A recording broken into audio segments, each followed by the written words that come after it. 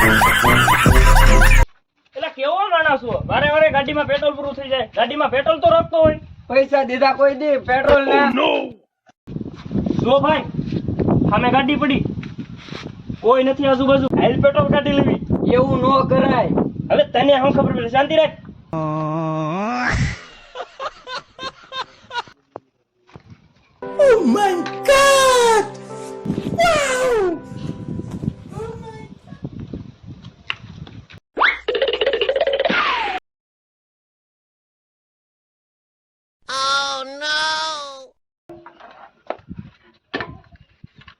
પેલા લે ને જલ્દી.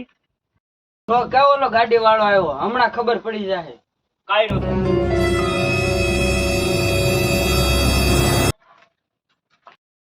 અરે ભાઈ ગાડીમાં શું છો?